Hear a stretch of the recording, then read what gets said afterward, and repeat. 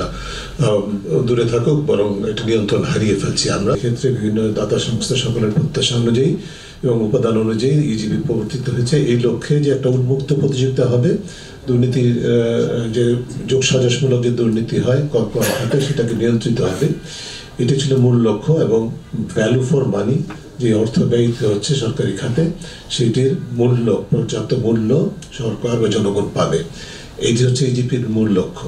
এবং সেই কারণে ডিজিটাইজেশনটা হয়েছে। কিন্তু আমরা যেটা দেখেছি সেই গবেষণার মাধ্যমে সেটি হচ্ছে যে কিছুটা পরিবর্তন হয়েছে। অর্থাৎ আগে যেটা ম্যানুয়ালি হাতে কলমে করতে হতো সেগুলোকে এখন ডিজিটাইজ করা হয় প্রক্রিয়াকরণটা। কিন্তু এর মাধ্যমে যেটা হয়েছে যে এই ডিজিটাইজেশনটার ফলে এই দুর্নীতি নিয়ন্ত্রণের সুযোগটা যেরকম বন্ধ হয় নাই,